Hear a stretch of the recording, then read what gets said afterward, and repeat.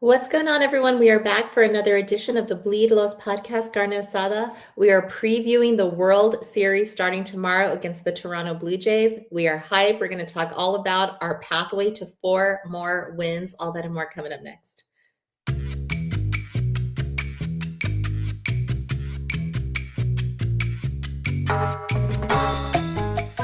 Welcome back again, everyone. Thank you for joining us as we get all ready for the World Series starting tomorrow. We've got Cody, aka Canelo, in the house. We've got Anthony to break it all down for you, producer Roger behind the scenes, and as you know, I am Drea. Before we get into everything, we want to make sure to tell you about DodgersBeat.com. Stay up to date and in the know with all of the latest and most comprehensive coverage of the Los Angeles Dodgers. It is your one stop for articles, interviews, contests, merch, and more. Never miss a beat and check out DodgersBeat.com.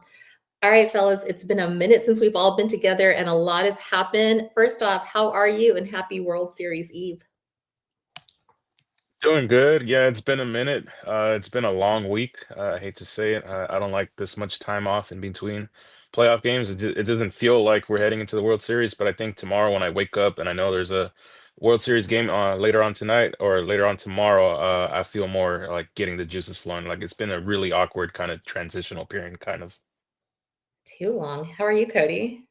Yeah, spirits are high. Obviously, is as to be expected with the team in the World Series. It is weird. We had such a long extended break, almost a week, or it'll be exactly a week once they begin play on Friday. But that's the benefit of what you get when you sweep the championship series, and I kind of enjoyed it. Had a couple off days to relax, reset, not be spend up on all the Dodger news updates, all that stuff, sleepless nights. So got a little bit of a mental reset, and now we're getting ready for the Fall Classic. And I imagine it's going to be a really good series, and hopefully the Dodgers come out on top. But we definitely got a lot to dive into today. So much, but I want to kind of just start off with the team that we did not play and we didn't know because it went 7 games. We were kind of waiting. Is it going to be the Blue Jays? Is it going to be the Mariners? Anthony, how did your family take it? They're over there in Seattle. Did they were they disappointed? Nah, they didn't take it that good.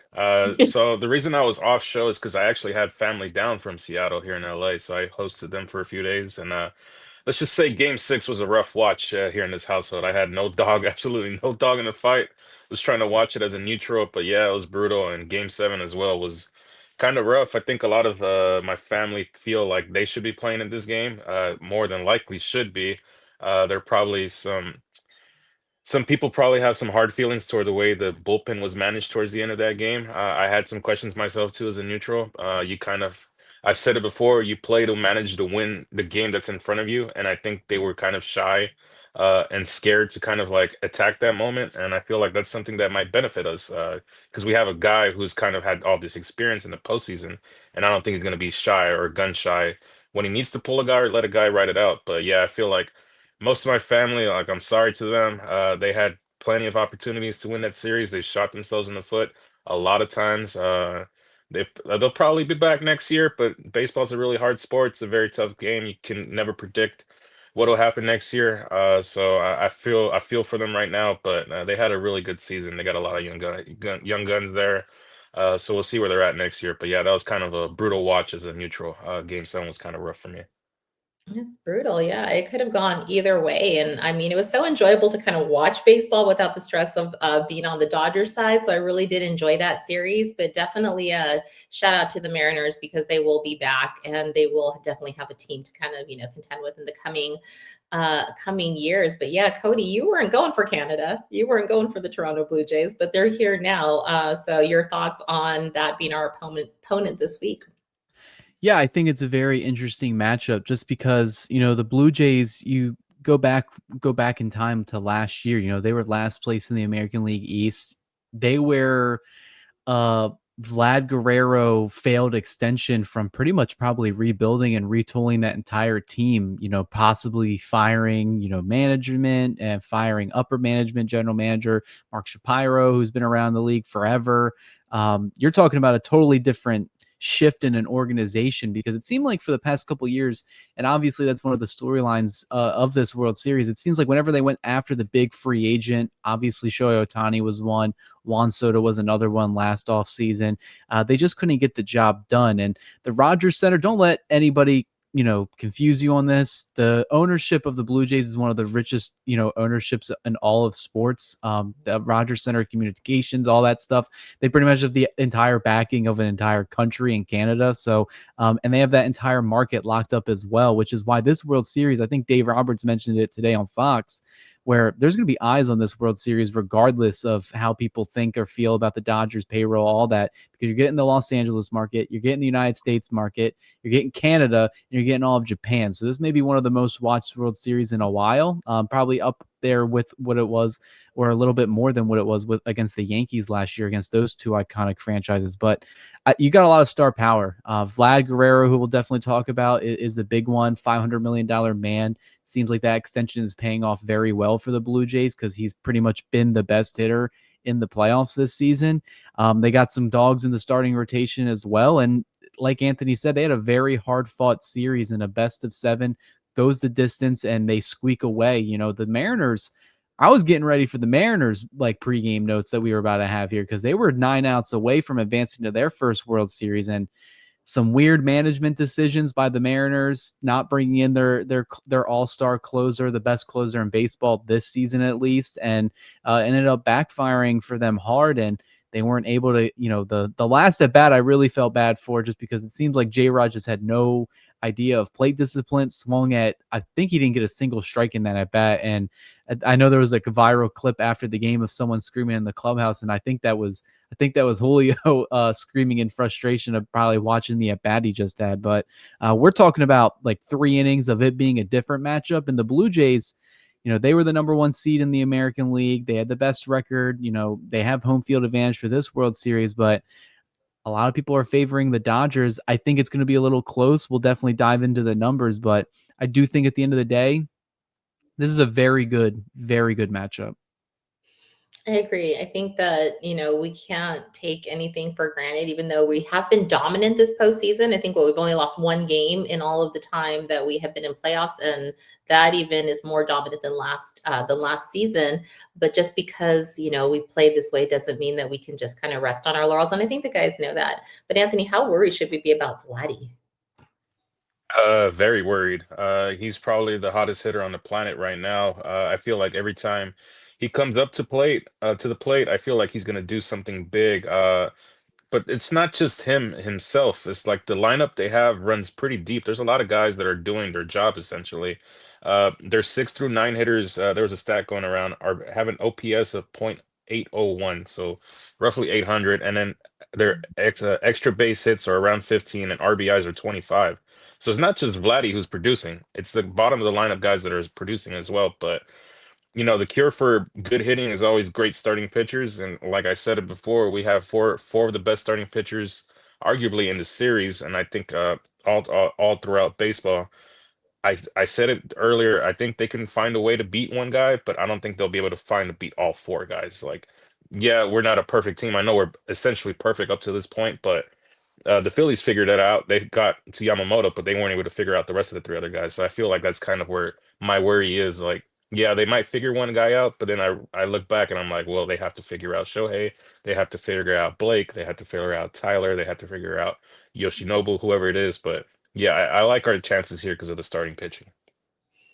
I do too, but I feel like what are the odds that we're going to have the same dominant week that we had with the NLCS? I mean, yeah, lightning can strike twice, but that's, probably not going to be a super sure thing. You just really don't know till it plays out. But I think you brought up a good point, Anthony, because, they are hitting, they're on fire right now. And they have had less of a time on break than we have had. We have a whole week. And I think that brings up the kind of one of the articles that you wrote, Cody, about where's the rust versus the rest. I mean, where is the advantage or the disadvantage for the Dodgers being that they have a whole week off? Yeah, I think there's a couple things you can take away from it, because I think some teams do benefit from the additional time off. And I think the Dodgers kind of put to bed the narrative of, having, the bye for the first round of the playoffs off, because, they end up getting that bye, best record in the National League, best record in baseball. And they went on to coast to a World Series. They had a couple of losses against the Padres and the Mets, but for the most part, it was pretty smooth sailing from the championship series and the World Series, wrapped it up in 6 games and then 5 games. I think a team like ours, with a lot of veterans that are kind of up there in age. You know, we have the second oldest roster in the sport. The way we've been dependent on our starting rotation, now it allows us to kind of reset it to what we want it to be, which is what it's looking like it's going to be, how it looked in the National League Championship Series with Snell, Yamamoto, Glasnow, and then Otani, and then goes back to Snell for a possible Game 5. So I think this benefited the Dodgers greatly. If you ask any player, they're always going to tell you if there's an opportunity to get extended time off or a break, they're definitely going to take it. Biggest part of it is that what if you've watched any of the pregame or the the off day media stuff, the Dodgers never really took a day off. They took one day off after the clincher against Milwaukee just to kind of reset, finish celebrating, and then immediately they were back on the field playing sim games, constantly doing infield, outfield work, batting practice, live bullpens, and all that. So as long as they're staying active and in a baseball mindset and a baseball rhythm, I'm confident that they're going to go into Game 1 tomorrow semi, rust free. But history has shown that's what I brought up in the article. I think Sarah Langs brought it up on Twitter as well, where I think the last it's this scenario where there was a sweep in one series and the best of 7 in the other happened 4 separate times. All those separate times, the team that went the distance in their championship series ended up winning the World Series as well. So Dodgers would have some, history to knock off its trend here if they want to win their back-to-back titles. But I think this team is more than prepared, and they've been here, done that. We've talked about it, in the post-game show after, after they wrapped it up against the Brewers. This is their 5th World Series appearance, of the last 9 seasons. Dave Roberts is probably one of the best, postseason managers of all time now. He's racking up the wins there. He knows how to manage these guys, and these guys know what they need to do to get the job done. So I don't have any issues there. Maybe we'll be singing a different tune after Game 1 tomorrow if, they're struggling right off the gate and they end up dropping it. But I think they'll be fine. I think they'll be more than ready. Yeah, I did read that little, although a small sample size, we do have some history to overcome there because, yeah, we have been off for just a little while and they went the distance, and 7-game teams seem to do very well in the World Series. But to counter it, in the last 10 years, the Dodgers have been 25-5 in games where they're following a 4+ day like kind of layoff and time frame where they've had some time off. So this franchise has had a really good run with making sure that they use their time off well for the most part. So that's some good news. So hopefully that'll play in our favor. But the guy that I want to talk about next, Blue Jays, is Springer. So we need to kind of just obviously give him his flowers. He got them, that powerful, wonderful, 3-run home run to get the Blue Jays into the dance. But yeah, Dodger fans, we're not going to just forget, anytime soon. Anthony, how loud will the boos be for him at Dodger Stadium this week? They'll be relatively low. No, I'm just playing. They'll be pretty loud. Honestly, for me at least, 2017 still stings, but we just won last year and we have the opportunity to win again this year. So it's just like whenever I see them, I do get like disgusted by them. Like when it's Bregman, whether it's Altuve, whether it's Springer, but like I used to have like real like hatred in my heart for like that 2017 Astros team, and like now not so much anymore. I've kind of like I don't want to say move on because I still like kind of like get upset when I see them play, but it's not as strong as it was. And like he really had like a moment there for them, like the Blue Jays moment. Like we talk about moments for the Dodgers, like everyone's gonna remember where they were when they saw Freddie Freeman hit that walk-off home run last year.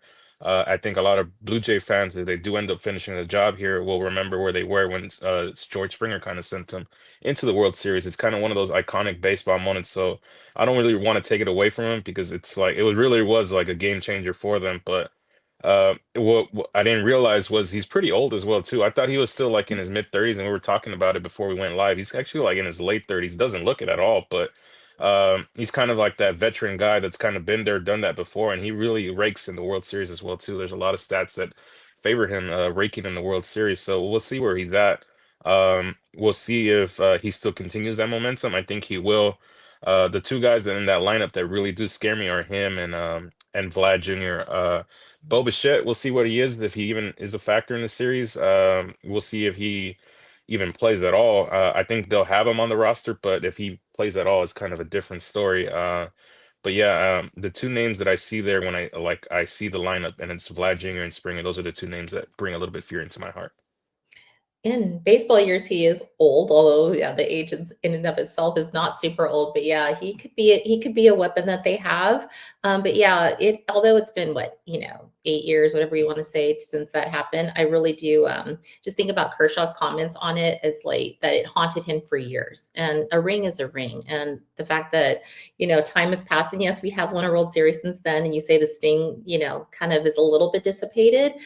I feel like that was still our ring, and they still, he still kind of represents that, that stain on MLB. But yeah, I do want to talk about Bo Bichette just a little bit because Cody, that he did, like Anthony just said, he may or may not play in the series, but if he does, he has been kind of out for a little bit. Could he be a weapon? Yeah, Bichette's been out for a little over a month now. Got injured at the beginning of September on a slide at home plate where he ran into Yankees catcher Austin Wells with his knee. Got a PCL sprain. They shut him down for the rest of the regular season. They were hoping he would be back for the division series. Didn't work out. They were hoping he would be back for the championship series. Ended up doing some other damage to his knee where it wasn't quite right. So I think with the team advancing to the World Series, him riding high on a little bit of adrenaline, celebrating in the clubhouse, he made the statements that he will be there. And I believe the Blue Jays manager said that he will be on the roster. But in terms of what capacity, it remains to be seen because right now, George Springer has been their primary DH. So I don't anticipate, Bichette being ready to play shortstop, second base, or wherever they want to put him on the defensive front. That's what they were mentioning today. I don't think his knee's probably going to be ready for that because they're still going through defensive drills and base running drills. So if he is going to play, I believe it'll be designated hitter, and that kind of has a entire effect on the rest of the lineup. Isaiah Kiner-Falefa has been really good this postseason for the Blue Jays. If you add Springer back into the field and then you put Bichette as the designated hitter, you pretty much bump him out of the lineup, and now you're putting a 36-year-old guy who has been going through some knee pain after the ALCS where he got busted by a very hard pitch inside. I believe it was at game 5. He's still dealing with that. So now you're putting him in the outfield. That could affect their defense, which has been pretty tight knit this October as well, especially the middle infield. So we'll see what happens. We'll see where they put him in this situation. I think it does on paper make their offense a lot better than what it already has been. And they've already been on to such a hot stretch in this October alone. And they've only played, they didn't play the wild card series. They already scored 71 runs, hit 20 home runs. They don't strike out pretty much at all, 14.8% K rate. And then they're hitting, they have a 143 WRC plus. So they've been one of the best offenses in baseball right now. It's just their pitching and their bullpen that's been backfiring against them. But Bichette, he's a dog. He's one of my favorite players. I know I was one of the guys that was, harping for the Dodgers to take a look at him at the trade deadline a couple years back, especially last year when he was having his career worst year. Well, that ended up being a fluke because he ended up, leading, I believe, the American League in hits, or was top 3, and he was top 3 in MLB, and he missed a month of the season. He batted a 311 this year. He's got power. I would say league average defense. He's not no star out there, but he just knows how to hit, just like his dad. So he's definitely going to be a game changer in this series, one way or another. Whether he shows up with the bat or whether he's cold, it's going to affect a lot of these games and a lot of how things go. So we'll see if he's in the game 1 lineup. I would bet that he is. Where he bats in the lineup, that remains to be seen. Maybe they put him at the bottom just because he's missed so much time, or maybe they put him right back in the 2 hole, which is where he's been hitting most of this season. That's interesting. So yeah, we'll definitely know that in the morning. But yeah, I definitely want to talk about a really kind of interesting and cool storyline for the Blue Jays and how it may affect us. But it was announced that their baby boy, Trey Yesavage, is going to be their game 1 starter. And I guess he's 22, right? Because he's going to be the youngest game 1 starter in 78 years for a World Series. Anthony, is it risky to put your game 1 hopes on a rookie versus like someone who's a little more experienced? Yes and no. You ideally want an experienced guy, but the way he's been pitching the last the month that he's been pitching up here in the big leagues, it's hard to argue not to give him the ball game one. It also kind of puts things into perspective. 22 years old. At 22, I was like peak of COVID, kind of just like playing Call of Duty, Fortnite as well too. So it kind of makes me feel like nothing at this point. But I mean, they have the confidence in the world to them. They gave him the ball game seven, or not game seven, game six. My bad. There you go. And they trust him with all their might.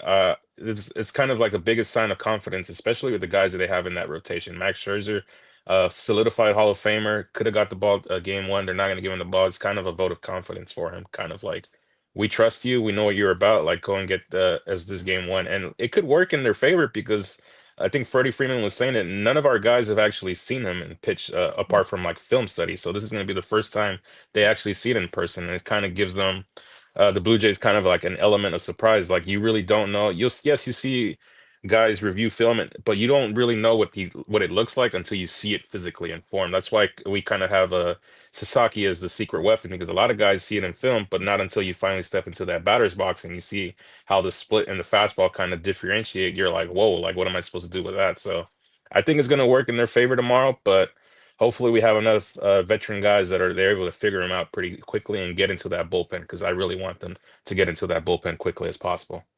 So do I. I mean, he has a really cool story. I mean, he was already like was in like high A and went all the way through the ranks, all within a year to get to this place. So I mean, credit to him. It's an amazing story. But yeah, I do hope that we get to him.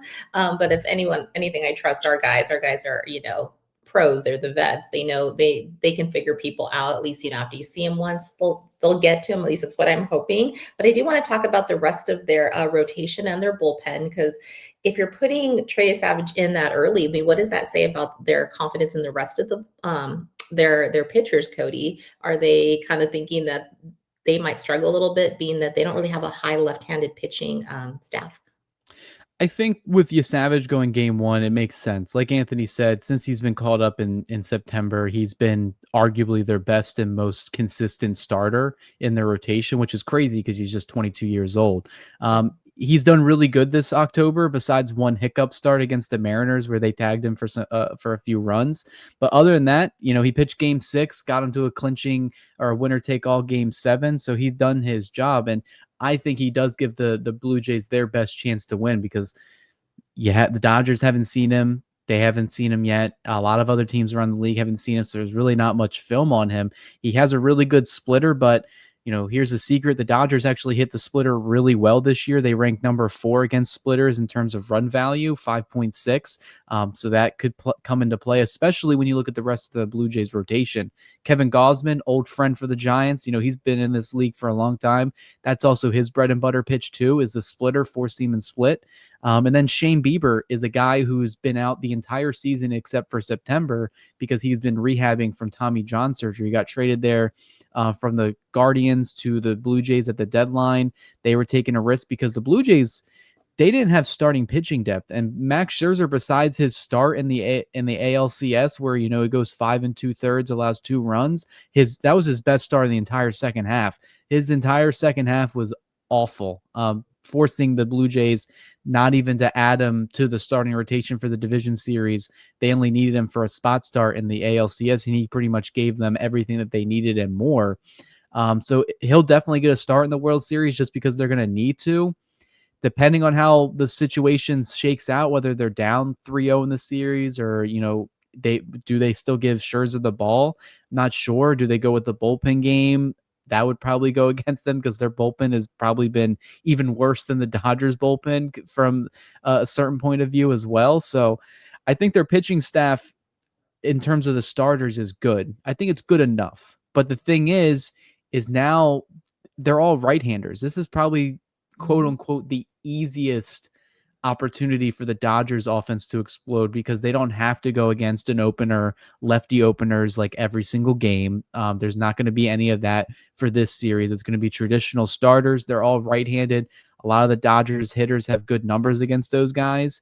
And now we're going to see Freddie Freeman hit in the 3-hole every day. We're going to see Max Muncy start every single game.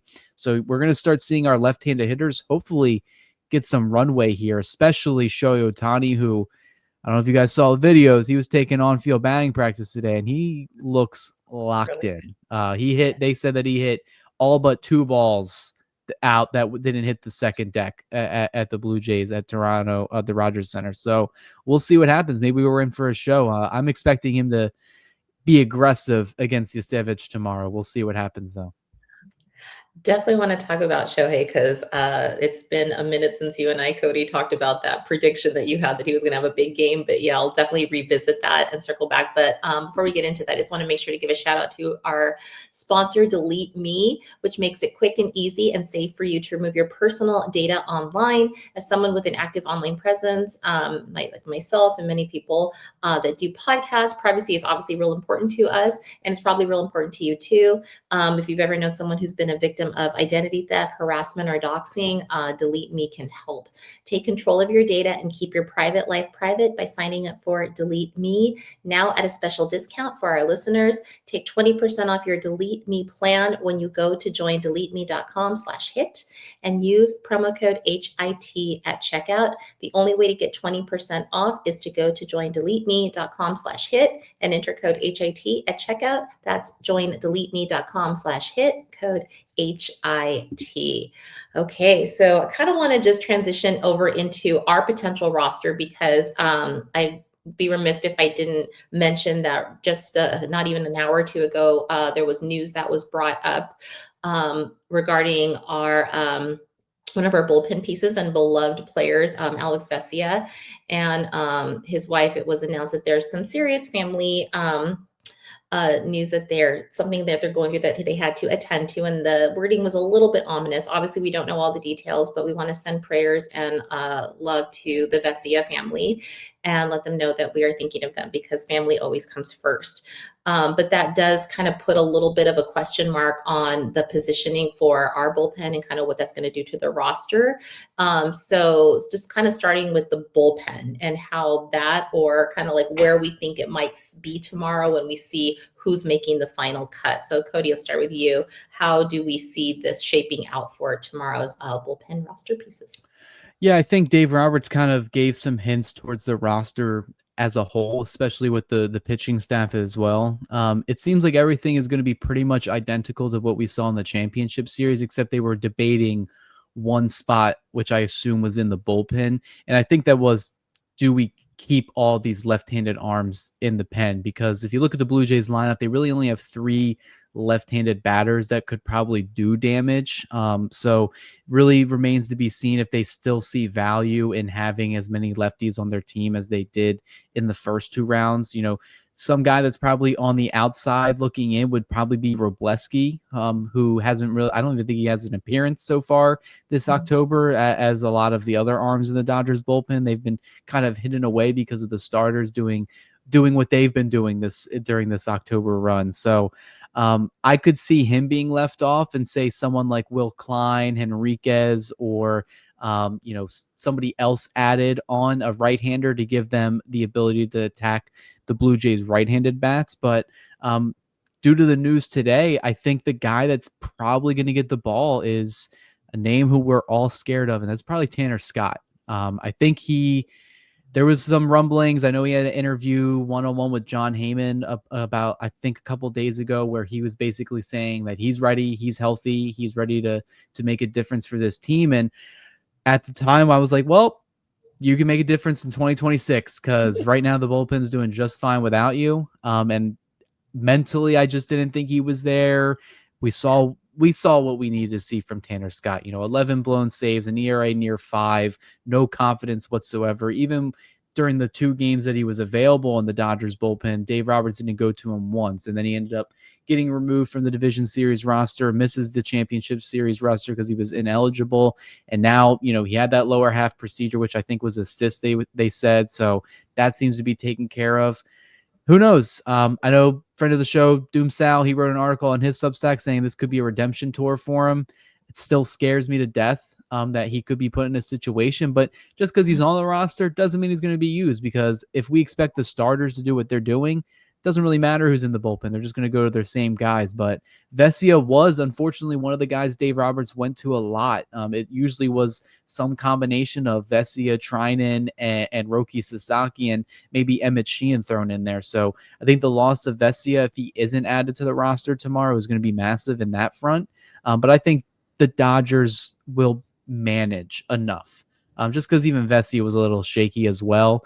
We'll probably get more clarity tomorrow morning when this is posted. I think the rosters have to be announced 10 a.m. Eastern time, so you'll definitely get that early tweet in the morning. So we'll see what the Dodgers are dealing with, but hopefully everything's fine with him and his family. And if he can, I know Jack Harris tweeted out that there are some wiggle ways that they can possibly lose Vesia for the first 3 games and then add him onto the roster later, which if this series goes more than 4 games would be a benefit to the Dodgers as well. If they put him on like some family emergency leave, he'll be able to be re-added to the roster. So I assume that's probably the best case scenario for the Dodgers. But even Roberts today kind of just sounds like Vesia is probably not going to pitch at all, which is unfortunate. Yeah, I kind of felt like he was growing on my trust tree for the final series. But yeah, Anthony, now that we've seen the wild card round, we've seen the NLDS, we've seen the NLCS. We have one more to go, and we got to be holding a trophy in about a week's time from the bullpen pieces that we do know will likely be there. Who are the top trusted guys in your estimation? Yeah, top trusted right now for me, or at least are Roki.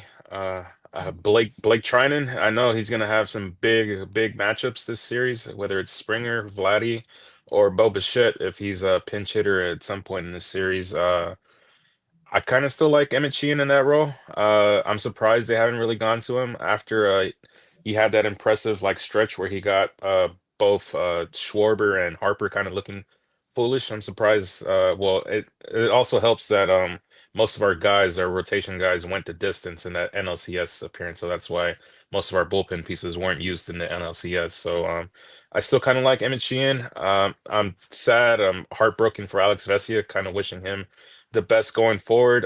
If he doesn't pick up a ball for the rest of the season, that's perfectly fine by me. I couldn't imagine like kind of mindset that he's going through right now, considering the severity of his family issues. And also just from the standpoint, like he's very a cheerful, very energetic guy. I don't know if he's gonna play with his psyche. So if he doesn't pick up a ball for us the rest of the way, I'm thankful for what he's contributed along the way. It's kind of time for the guys in the bullpen to kind of pick him up. You've lost your brother. He's going through something very serious. It's basically your time to step up, which is why I kind of oddly have confidence in Tanner Scott in like small dosages. I don't need him closing the game. If there's a situation where I kind of just need 3 outs, I kind of using him there. But again, I think it's going to rely more heavily on our starting rotation. If they just continue to do what they're doing, you really don't really have to worry about guys in the bullpen. There's guys in the bullpen who've been on the roster who haven't picked up a ball the whole Right. playoffs essentially. So I kind of hope it's the same thing going into the World Series where like, yeah, we have our bullpen, but like only like 2, 3 guys have picked up the ball essentially, Mhm. whether it's Blake Trinan, Roki Sasaki, and whoever else, Emmett Sheehan, basically. That is going to be the toughest part of all the games to get through is those last 6 or 3, 6, 9 outs. So just pray that Dave Roberts pushes the right buttons and those guys are ready to go because those are going to be especially the first 2 games, because look at how well we did against the Phillies. And then, moving forward, taking those 2 games on the road, the last 2 series. And that's such a big place to be coming back to LA to shut this thing out. We just kind of like snatch their souls from them. So I'm hoping that Blake Snell going game 1, who I fully trust will be able to do that again. But yeah, Cody, let me just kind of ask you this. I don't know if you heard that Ken Rosenthal, I think it was yesterday, he was talking about Snell and he was saying that, he's just about a ring short of like Hall of Fame consideration based on, this incredible career that he has had. Would you agree? Yeah, he's certainly making his case. This year, he missed a lot of time. So, if you look at Hall of Fame stats, you kind of have to get those career numbers in terms of innings pitched, strikeouts, wins, all that stuff goes into consideration. But being a postseason icon too also adds a lot to your resume. I mean, that's going to be something that they talk about Clayton Kershaw of if he doesn't get, unanimously voted in, there may be a writer or two who says, well, he didn't perform in October. So that's why I'm thinking him. There's also going to be equally amount of writers that are going to look at Blake Snell. And even if he doesn't have, the career numbers in terms of innings pitched, all that stuff and starts, they'll say, well, look what he did during the 2025 postseason. He basically turned into, like peak Pedro Martinez from the left-handed side, Randy Johnson, all that stuff. So he's had a really good career, 2-time Cy Young Award winner, got the multi-year contract from the Dodgers. Now he's essentially going to have a shot at winning the World Series for the next, 4 years that he's on the team, this year and the next 4 after that. So he's really turning into their best pitcher right now, which is crazy just because of the guys that are on this team. And no better guy would I want to start game 1 right now. 3-0, an ERA under 1. He looked dominant against the Phillies on the road. He looked dominant against the Brewers on the road. If he can set the tone in tomorrow, I mean, like, he's on track to have one of the best postseasons from a pitcher ever. I mean, we talk about Madison Bumgarner and what he did during the 2014 World Series run. I mean, you're gonna have to start having conversations about Blake Snell, especially if this series goes more than 4 games and Snell gets 2 starts. If he's dominant in both of those, I mean, probably postseason MVP for the Dodgers, the way he's been pitching so far. And that's only going to continue to help his case. And if he can get healthy for a full season, I mean, imagine seeing that from Blake Snell over across, 200 plus innings. I mean, you're talking about him possibly being a 3-time Cy Young Award winner if that's the case. So he definitely has, he'll definitely have an argument at the end of his career. And even Kershaw talked about it today during, their media roundtable. He said that when he's on in terms of Blake Snell he's top 2 to 3 pitcher in the game. And I think the numbers back that up right now. And the Dodgers are fortunate to have him kind of fully healthy and unlocked, and Dave Roberts allowing him to pitch deeper into games than he ever has in his career. Because, we saw what Kevin Cash did in the 2020 World Series. That's been beaten to death. But even when he was with the Padres and the Giants, they really were reluctant to kind of push him to go further than what he's had before. And Dave Roberts said, hey man, if you're hot, you're hot. You're going to pitch this whole game if I need you to. I'm very excited. You just know he's getting his binder ready, making sure that everything's perfected for tomorrow, because that is just the kind of way that he prepares. But yeah, of all the 4 starters that we're going to be seeing in the same order that we saw the NLCS, Anthony, which one are you most like, oh, this one's going to give a classic performance in the World Series? See, like, the easy answer is Shohei. See if he follows his up his NLCS performance. But I'm actually kind of excited to see Yoshi start. He was very masterful in that game too, and I want to see if he follows it up with another masterful performance here in the World Series. He was masterful last year in the World Series, kind of to the point where he kind of did his job game 2, and he didn't have to pick up a ball for the rest of the season essentially. So I'm actually more excited to see Yoshi take the mound tomorrow. I feel like he's going to have a very big game tomorrow. Or not Yeah. tomorrow, my bad, game 2.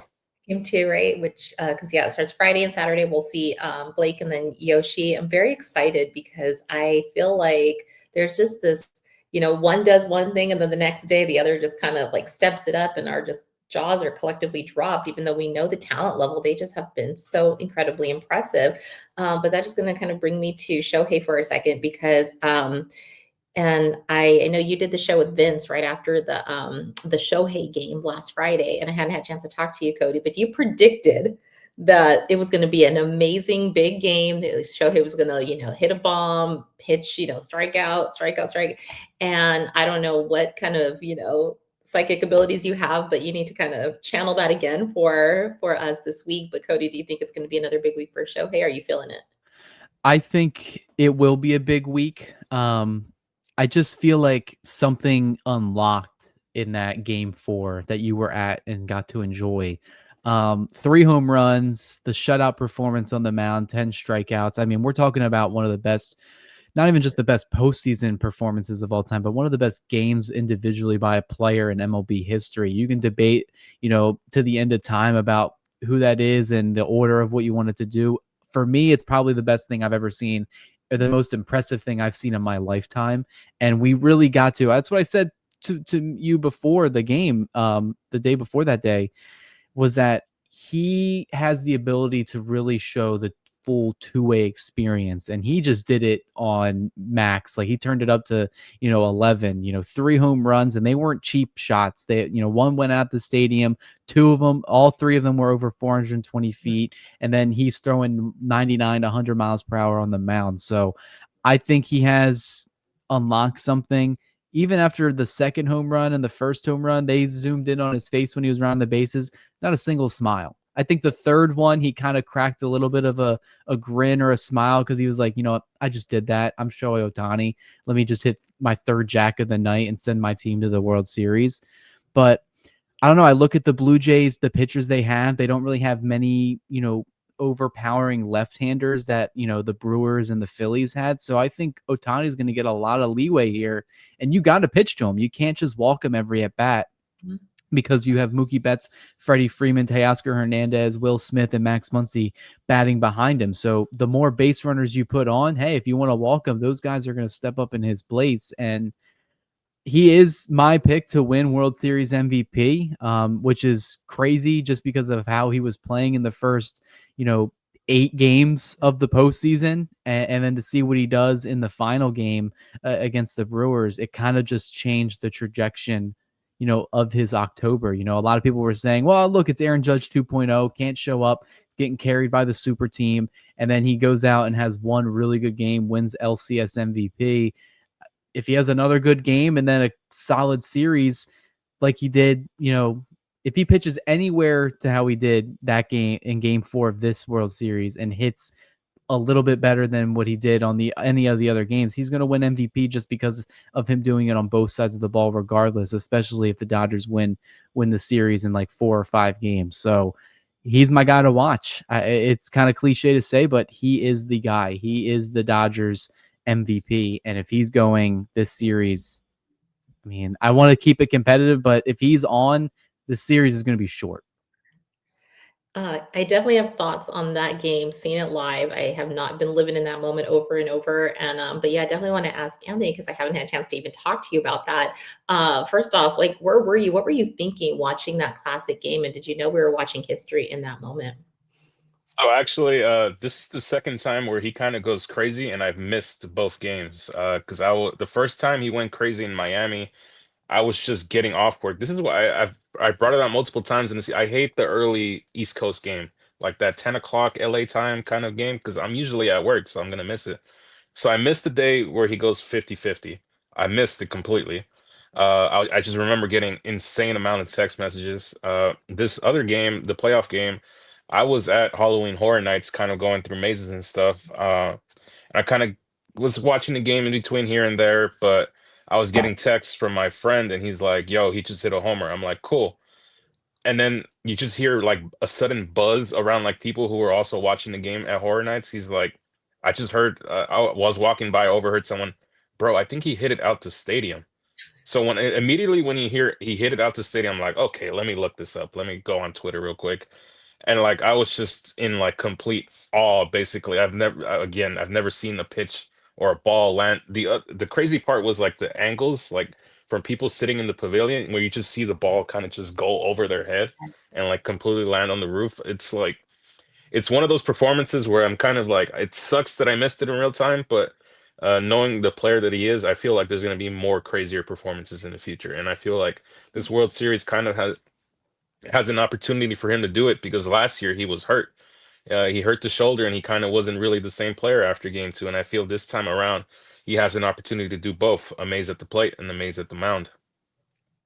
I'm still in disbelief, and I know that I'm gonna probably feel that again, and we all are as Dodger fans gonna keep on being like, there's a game we can't even imagine where he does something that's just completely unprecedented, unheard of, and that's just the kind of stuff that he gives us.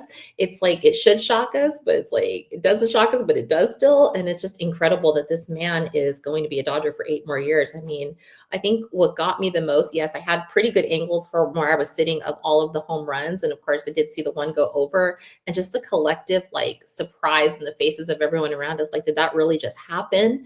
And yeah, we knew we were watching history in as early as the first inning. You could almost feel it. It was just electric. But what really got me was Freddie Freeman. You probably all have seen the picture where he just kind of touching his head, and all of the people are just like, Freddie Freeman hit the most iconic walk-off homer in World Series history last year. And this man is stunned by what he's watching from Shohei. I mean, goats on goats on goats all through all sports franchises have just kind of just been like, what do we have here? It's an absolute unicorn beyond. It's like another galaxy. And we don't, is he an alien, Cody? Like, are you even shocked by anything Shohei does anymore? No, I thought nothing could top his game in Miami last year, and then he did what he did in the league championship series that you saw. So clearly, it's what's the next level that he can top? I mean, he may just have to throw like a no hitter and then hit 4 home runs in a game. I would probably say, you know what? It is Shohei Ohtani. He probably could do that if he really tries. You know, he could get that if he has the leash to do it. So I think until he's done playing, he's always going to have the ability to show up his last great performance. And what better place to do it than in the World Series? And last year, it was unfortunate because he got injured in game 2 on the slide. So he was pretty much just an afterthought, wasn't really doing much offensively. So, and since he wasn't pitching, it really didn't matter because he couldn't impact the team that way. So even this year, when he wasn't swinging the bat well, his 2 starts were good. 6 innings, 3 runs against the Phillies. That's fine. You'll take that 10 out of 10 times. And then in game 4 against the Brewers, 6 shutout innings, 10 strikeouts. I mean, that's against one of the league's best offenses. So you'll take that every single day of the week. And if he can get going with the bat, I mean, there's really no limit to this. And that was the argument everybody had last year when it was like, all right, Judge versus Ohtani. Every Dodger fan would say, well, okay, well, this year he can't pitch, but Judge can't throw 6 or 7 shutout innings, throw 100 miles per hour. At the end of the day, when we look back at this, 20-year stretch or 10, 15-year stretch of Ohtani's career, he's going to be that generation's best player. And he's already going down as probably being the best player in Major League Baseball history. Whether he doesn't get to the counting stats or not, he probably won't because he won't have the longevity that a lot of these guys had in like the 60s, 70s, and 80s. But when we look at pure talent and what he's doing at this day and age, it's going to be something special. And we're lucky as Dodger fans to have him in his prime because it just seems like every year he's gotten better. And he's just now hitting, he hasn't even gotten to his mid-30s yet. And he's still got, 8 years left of his contract. They've been to 2 World Series already. I mean, the sky's the limit for this guy. Yeah, and I really think like when you talk about, well, what we're all getting slack for is, a Dodgers franchise that, money this, money that's all you hear about. They're paying attention to very few narratives other than we're ruining baseball. Dave Roberts leaned into it that night, just kind of trolled everyone with like, okay, well, let's just get 4 more wins and ruin it because y'all are going to tell us we do it anyway. But what I really loved is that after he won the the NLCS MVP trophy, I don't know if you guys saw that picture in the clubhouse where they put team effort right in front of it.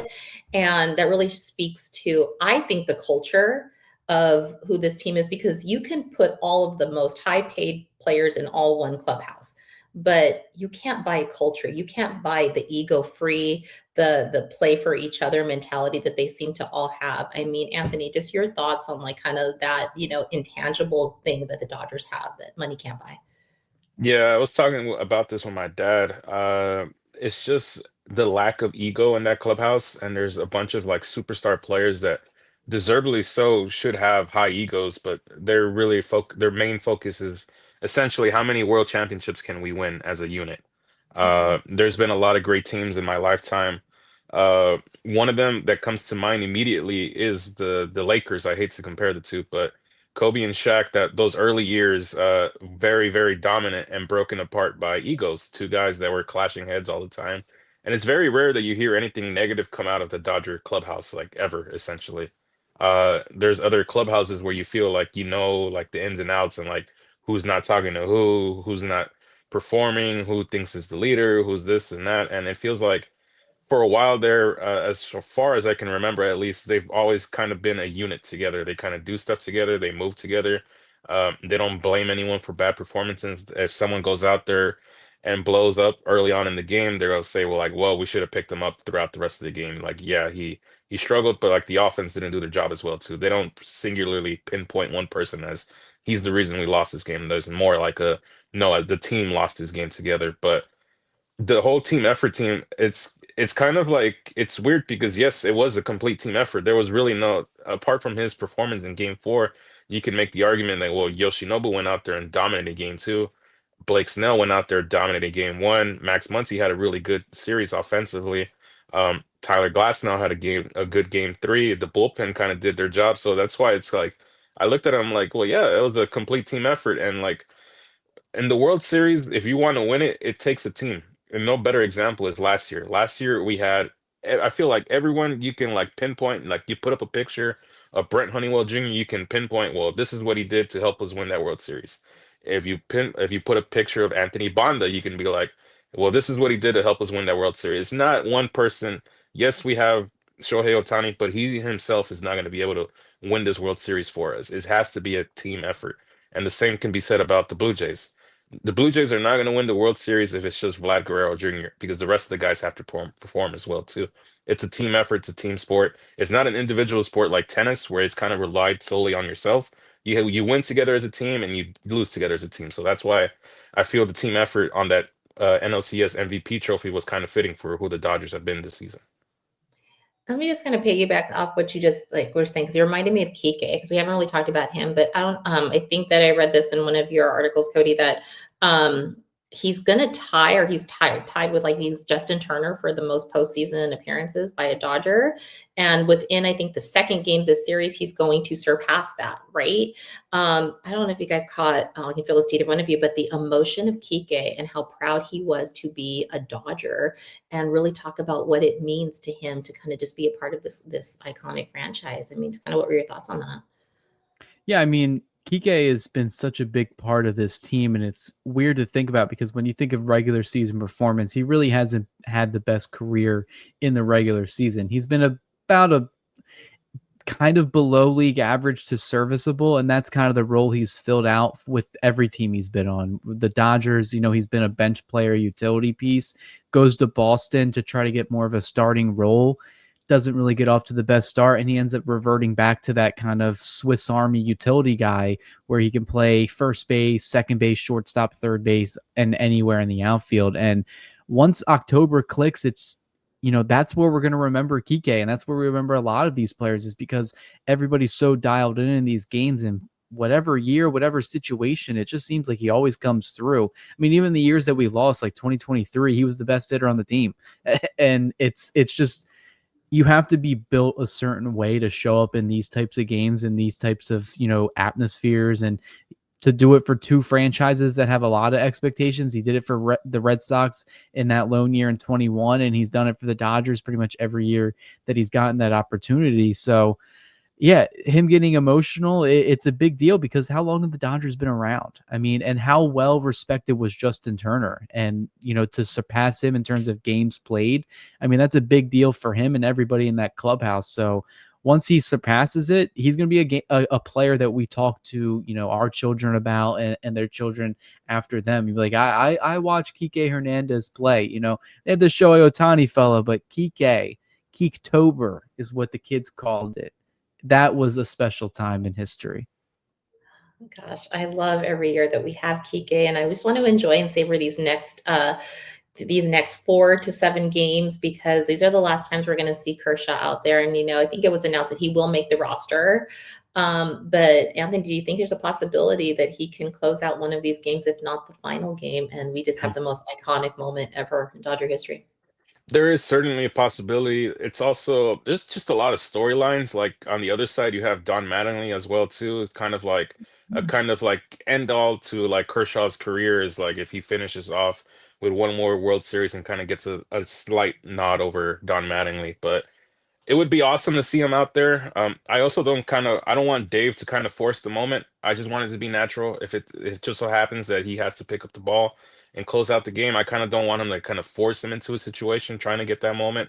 Let it come naturally. If it does happen, if it doesn't happen as well too, he's kind of had a really cool career. It would suck if his last appearance was that game three against Philadelphia. So I do hope he kind of finds his way into one of these games here, but. I have nothing else to say for Kershaw other than let's get him 4 more wins. Oh my Gosh, I have been spending way too much time up at night imagining that, and I hope I'm a pro enough manifester to make it happen because I did the same thing a year ago, just thinking about how wonderful it would be to win that title. And so I'm hoping by this time next week that we are celebrating and having those moments to talk about. Fingers crossed, but I definitely want to give a shout out as we close it out to Dodger fans because you guys probably heard that Shohei's contract is essentially paid off per June Lee, an MLB insider, saying that via ticket sales, merch, worldwide marketing deals, you name it, Shohei has paid for himself, which probably means that we probably could have given him $1 billion and it probably still would have paid for himself. But does this prove, Cody, that anyone could have had Shohei, anyone could have afforded him? Yeah, that's where I get into a debate even with myself. No, not every team can do what the Dodgers did. I think that's a fair assessment to say, they can't spend and get all these players. But at the end of the day, the Dodgers took advantage of the situation that they were given. If those guys and those individual teams didn't want to round up all this talent around, the Dodgers said, okay, well then we'll pay them, and it ended up happening. So I only think a few teams could have paid Shohei. Honestly, the contract's starting to look like he may have been undervalued. He possibly could have gotten 800, 900, maybe even $1 billion. That's crazy to even talk about, but he's just a moneymaker. How many Otani jerseys do you see? How many advertisements and cups, coasters, posters, pennants, like all that stuff?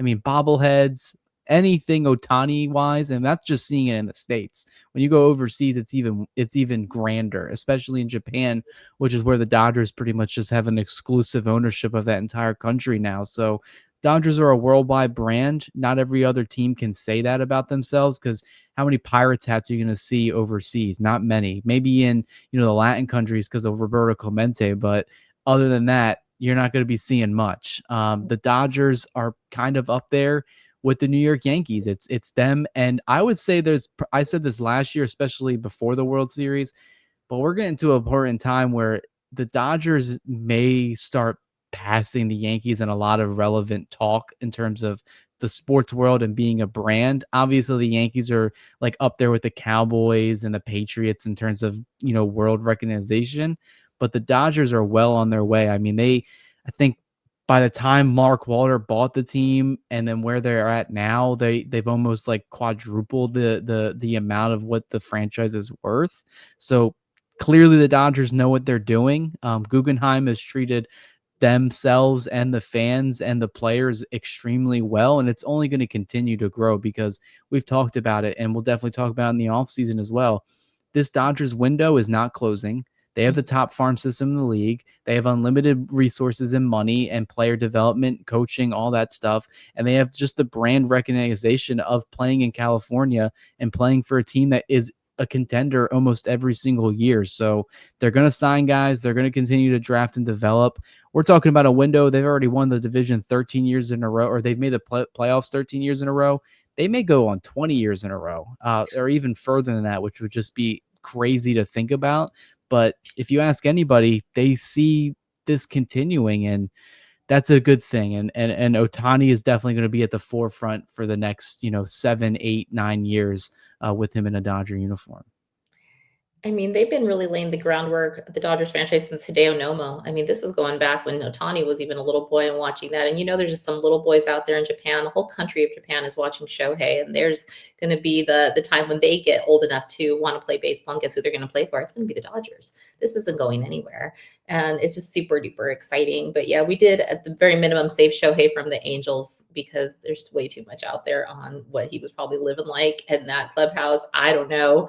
But yeah, Cody, you mentioned already that you think you know who your World Series MVP is. But Anthony, who's going to be the World Series MVP in your eyes this week? For me, I think it's gonna be Max Muncy. I just have a feeling he hasn't broken out. Well, he kind of did in the Brewers series. Found his swing. Not really that many left-handed pitchers in this offense, or on the pitching staff. My bad. I feel Max Muncy is gonna have that series. We said he's the heart and soul of the Dodgers when he was out for all that time in the summertime. The team's offense kind of took a downward spiral. So I think Max Muncy breaks out in a big way here. He has good numbers hitting in the Rogers Center, although being very limited. He's hit there, but I think Max Muncy is going to be the World Series MVP. I wouldn't be mad at that because he definitely was a part of even last year when he was getting all the guys together to say, hey, we just got to, lock it in and make it happen. And he's just such a pivotal part of our team. But yeah, in addition to all the wonderful things that we have talked about, our guys have been nominated for the Team Silver Slugger Award. We've got, I believe, Kershaw is nominated for the NL Comeback Player of the Year, Shohei Player of the Year, NL Outstanding Player. I mean, amongst so many things, it's just our guys are just this is an incredible bunch, and we're just so lucky to be able to watch them in this era of Dodger baseball. But that is it for my notes. So, Cody, if you have any final words for the show before we start to wrap things up. Yeah, I think the last thing I'll end it on here is just kind of like a key to the series. And this really isn't like a David versus Goliath situation. This is two teams that are worth a lot of money, have star players, and they play differently. This Blue Jays offense is very similar to the Brewers, except that they actually have the ability to hit home runs. They ranked a little bit higher than the Brewers in OPS this season, but they make contact. They have power. They're not as aggressive on the bases as the Brewers were, but they make the most with advancing bases with doubles, triples, home runs, all that stuff. They hit the ball hard. They do all the good things right. But the Dodgers, their pitching, they've been so good this year, especially Blake Snell. Only one pitcher gave the Blue Jays a double-digit strikeout performance, and that was Snell this year in August. He only went 5 and I think a third innings, and he struck out 10 batters. It was his second start coming back off the injured list, and they're going to get to see him at his peak performance right now. I imagine he's going to be locked in for Game 1. Honestly, I put Ohtani as my MVP, but if Snell gets 2 starts and they're elite, I feel like you just got to give it to him just because of how he pitched this entire postseason, especially if we're expecting what he did in the divisions, pretty much the wild card, the division series, and the championship series. So Snell's going to be my X factor here to set the tone tomorrow for the starting rotation. And if we get anything close to what they did in the first 2 or 3 rounds, I have no idea how the Brewers can kind of solve anything else, because you take Vlad away, if you can solve him, even George Springer, 239 batting average. If you just solve Vladimir, walk him, pitch around him, get him to chase, you're pretty much solving the entire offense there. But I think it still will be a good series, but I think the Dodgers are the overwhelming favorite for a reason. I think so too. I mean, could even be Freddie Freeman again. You just really never know. I mean, he's had 11 World Series games and he's hitting all of them. And he has had 6 of his last 7 World Series games. He has had a home run, and so he just locks it in for that last part. So who knows what's going to happen, but I think it's going to be a definite fun week. Anthony, your final thoughts? Final thoughts. I'm just kind of ready for baseball at this point. It's just a lot, like a week to kind of think of the matchup. Like I've thought a million different ways we can lose this series. I've thought of a million different ways we can win this series. It's like a week is too long. We should only had like 4 days and just kind of go right into it. We should have played today, basically. I wouldn't have been mad at that. I've been missing baseball. I don't know how we're going to survive the off season, but there'll be plenty of things to talk about with free agency and all of the great Dodger news that's to come. But yeah, Cody, where can everyone find your work? Yeah, obviously DodgersBeat.com. Got to plug that in there. Got a lot of content up on the website right now. I know Steve Webb, one of his articles is popping on social media about George Springer. So feel free to check that out. All the other news and updates. I got articles on Vesia from today. We'll have stuff on the roster that comes out tomorrow. Pre-game, post-game stuff. All the interviews is on DodgersBeat.com. So definitely check it out to help support us and the channel. So definitely looking forward to playing Game 1. Like you guys said, it felt like a long time off. Anticipation is high. I'm ready to get this series started. So am I. So yes, it's going to be 5 o'clock Pacific time here in Los Angeles. So that would be what, 8 o'clock your time, Cody. You're going to be watching Dodger 8 o'clock, baseball. 8 o'clock here, and 8 o'clock I believe in Toronto still too. 8 o'clock in Toronto. So definitely going to be a fun next couple of nights, and then bring it back to LA next week, and hopefully the boys can get it done. But yeah, that's definitely going to do it for this edition of the Bleed Lows podcast. We are going to be planning to make sure that we are here for you for post game at the very minimum, and kind of plan in the next several games if we can get some pregame shows in there. So definitely come back and check us out. Don't forget to hit the like and subscribe button, hit the bell notification, all the good stuff. We really do appreciate all the people who have been viewing throughout the entire playoffs. And yes, as Cody said, check out DodgersBeat.com. Articles coming day in and day out. You've got pregame and postgame pressers and all the great work that Roger and the team are doing behind the scenes to make sure you are all caught up and up to date. Don't forget to check out our handles. You can find me, Drea, on X and Instagram at Ravine Queen 1958. You can find Anthony on X and Instagram at Anthony Costa _. And you can find Cody on X at Snavely Cody 6. And so with that, let's get ready for the World Series, boys, and let's go Dodgers.